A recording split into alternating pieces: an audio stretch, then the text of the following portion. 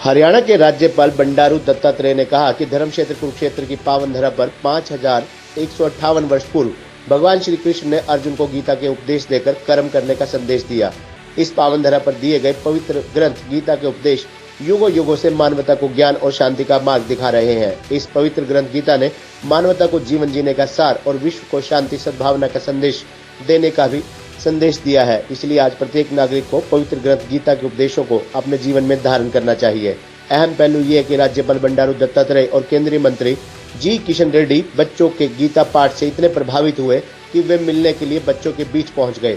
राज्यपाल बंडारू दत्तात्रेय आज अंतर्राष्ट्रीय गीता महोत्सव 2021 में कुरुक्षेत्र विकास बोर्ड और शिक्षा विभाग के तत्वावधान में आयोजित वैश्विक गीता पाठ कार्यक्रम में बतौर मुख्य अतिथि के रूप में बोल रहे थे। इससे पहले राज्यपाल केंद्रीय संस्कृति एवं पर्यटन मंत्री जी किशन रेड्डी, गीता मनीषी स्वामी ज्ञानानंद महाराज, विधायक सुभाष सुधा, RSS के प्रचारक किशोर कांत, उपायुक्त मुकुल कुमार, NJ, DSCC की निदेशिका दीपिका पोखरान, पुलिस अधीक्षक डॉक्टर अंशु सिंगला, ADC अखिल पिलानी, KDP के मानव सचिव मदन मोहन छाबड़ा, KDP CEO अनुभव मेहता, SDM नरेंद्रपाल मलिक ने गीता पूजन और दीप शिखा प्रज्वलित करके विधिवत रूप से गीता जयंती के पावन पर्व पर वैश्विक गीता पाठ कार्यक्रम का शुभारंभ किया। इस पावन धरा पर कुरुक्षेत्र के 15 विद्यालयों के 1155 विद्यार्थियों ने निर्धारित समय अनुसार वैश्विक गीता पाठ में पवित्र ग्रंथ गीता के 18 अध्यायों को 18 श्लोकों का उच्चारण भी किया।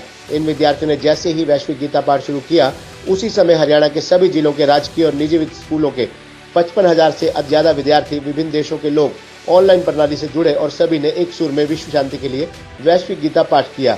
राज्यपाल बंडारू दत्तात्रेय ने गीता जयंती पर शुभकामनाएं देते हुए कहा कि गीता जयंती का ये दिन विलक्षण, अनोखा और प्रेरणा देने वाला दिन है। आज के दिन कुरुक्षेत्र की पावन धरा पर हजारों वर्ष पूर्व पवित्र ग्रंथ गीता का उद्गम हुआ। सरकार की तरफ से कुरुक्षेत्र की पावन धरा पर हर वर्ष अंतर्राष्ट्रीय गीता महोत्सव का आयोजन किया जाता है।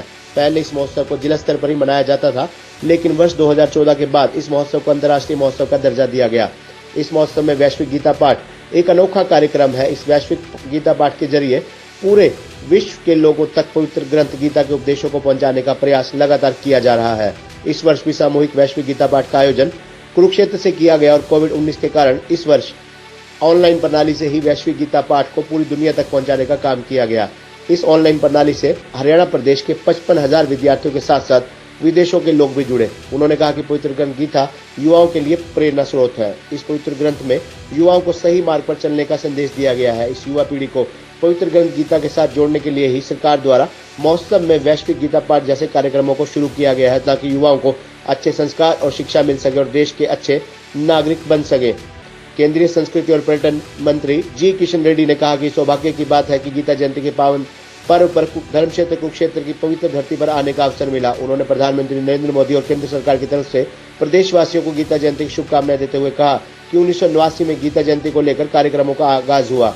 मुख्यमंत्री मनोहर लाल के प्रयासों से इस महोत्सव को अंतर्राष्ट्रीय गीता महोत्सव का दर्जा मिला और अब राज्यपाल बंडारू दत्तात्रेय के मार्गदर्शन में अब इसका स्वरूप और अधिक बढ़ेगा। गीता मनीषी स्वामी ज्ञानानंद के प्रयासों से अंतर्राष्ट्रीय गीता महोत्सव की पहचान विदेशों में हुई है। कुरुक्षेत्र उनके गृह क्षेत्र दक्षिण भारत हैदराबाद का गहरा संबंध रहा है। कुरुक्षेत्र के गांव अमीन में देवी माता की पूजा हैदराबाद में भी की जाती है। भगवान विष्णु ने इसी धरा पर वामन अवतार के रूप में जन्म लिया। इसी वामन अवतार की दक्षिण भारत में भी पूजा की जाती है। उन्होंने कहा कि भारत फिर से विश्व गुरु बनने की तरफ बढ़ रहा है। केंद्रीय मंत्री ने कहा कि कुरुक्षेत्र 48 कोस के तीर्थों का विकास राज्य सरकार की तरफ से किया जा रहा है और इस धरती को तीर्थ नगरी के रूप में विकसित करने का अनोखा प्रयास किया जा रहा है। इसी धरा पर ज्योतिषर पर भगवान श्री कृष्ण ने गीता के उपदेश दिए, जो वर्तमान समय में आने वाले समय में भी पूर्णतः प्रासंगिक रहेंगे। इस पवित्र ग्रंथ गीता को स्वयं भगवान श्री कृष्ण ने अपने मुख से उच्चारण किया। इस ग्रंथ में सभी समस्याओं का नया समाधान है। उन्होंने कहा कि हरियाणा सरकार द्वारा गीता के श्लोकों को पाठ्यक्रम में शामिल किया जा रहा है। इसके अलावा न्यू जर्सी जैसे दुनिया के कई विश्वविद्यालयों में गीता के उपदेशों को पढ़ाया जा रहा है। कुरुक्षेत्र भूमि सभ्यता और संस्कृति को अपने अंदर समेटे हुए है। सरकार के प्रयासों से कुरुक्षेत्र को शैक्षणिक, तकनीकी शिक्षा, आयु शिक्षा, धार्मिक और सांस्कृतिक दृष्टि से विकसित किया गया है। इसलिए युवा पीढ़ी को गीता के उपदेशों का अनुसरण कर देश को प्रगति की राह पर आगे बढ़ाना चाहिए। गीता मनीषी स्वामी ज्ञानानंद महाराज ने कहा कि राज्यपाल और मुख्यमंत्री के प्रयासों से गीता जयंती को अंतर्राष्ट्रीय महोत्सव का स्वरूप मिला। इसी वर्ष कोरोना के कारण 22 जिलों के 55,000 विद्यार्थी ऑनलाइन प्रणाली से साथ जुड़े हैं। इस वैश्विक गीता पाठ से युवा पीढ़ी को प्रेरणा मिलेगी। इस वैश्विक गीता पाठ का संदेश पूरे विश्व में जाएगा और पूरे विश्व में इन उपदेशों से सद्भावना, शांति का संदेश मिलेगा। इस पवित्र ग्रंथ गीता ने पूरे विश्व में कुरुक्षेत्र का मान बढ़ाया है। इस पवित्र ग्रंथ गीता के उपदेशों में मानवता के कल्याण का मार्ग दिखाया गया है। थानेसर विधायक सुभाष सुधा ने मेहमानों का आभार और प्रदेशवासियों को गीता जयंती की बधाई देते हुए कहा कि अंतर्राष्ट्रीय गीता महोत्सव के दौरान वैश्विक गीता पाठ के साथ 55,000 विद्यार्थियों के अलावा विदेशों का वर्चुअल रूप से जुड़ना अपने आप में एक ऐतिहासिक क्षण है। इस ऐतिहासिक क्षणों के साक्षी बनना एक गौरव का विषय है। सरकार ने युवा पीढ़ी को प्रेरणा देने के लिए ही वैश्विक गीता पाठ जैसे कार्यक्रमों को शुरू किया है। इन कार्यक्रमों के जरिए युवाओं को अच्छी शिक्षा और अच्छे संस्कार मिलेंगे। इससे युवा पीढ़ी राष्ट्र निर्माण में अपना योगदान दे सकेगी। कुरुक्षेत्र के उपायुक्त मुकुल कुमार ने मेहमानों का स्वागत करते हुए कहा कि वैश्विक गीता पाठ के साथ प्रदेश, देश और विदेशों के लोग वर्चुअल रूप से जुड़े। ये क्षण कुरुक्षेत्र ही नहीं, प्रदेश के लिए एक ऐतिहासिक क्षण है। इस कार्यक्रम के अंत में सभी मेहमानों को प्रशासन की तरफ से स्मृति चिन्ह देकर सम्मानित किया गया। इस मौके पर ADC Akhil Pilani, SDM Narendrapal Malik, CEO KDB Anubhav Mehta, जिला शिक्षा अधिकारी Arun Ashri, DPC Vinod Kaushik, DIO Vinod Singla, KDB सदस्य डॉक्टर सौरभ चौधरी, विजय नरूला, उपेंद्र सिंगल सहित। कृष्णा सर्किट कंप्लीट नहीं हुआ है। कृष्णा सर्किट का निर्माण प्रारंभ हुआ है और कृष्णा सर्किट के लिए हरियाणा सरकार, केंद्र सरकार मिलकर और भव्य कृष्णा सर्किट बनाने वाले हैं। दुनिया में इस जो पवित्र स्थान है, इस स्थान को और भव्य नाम लाने के लिए मुख्यमंत्री मनोहर जी खट्टर जी के नेतृत्व में केंद्र सरकार भी उनको सहायता देंगे और केंद्र सरकार के द्वारा भी आने वाले दिन में इस पवित्र स्थान को दुनिया भर से पर्यटक आए, देश भर से लोग देखने के लिए आए। ऐसा एक अच्छे डिजिटल टेक्नोलॉजी के द्वारा इस स्थान को भव्य सुंदर क्षेत्र बनाने के लिए निर्णय किया है। आज सुबह में मैं अधिकारियों के हरियाणा के अधिकारियों से बातचीत किया हूँ, टूरिज़्म के, कल्चर डिपार्टमेंट के।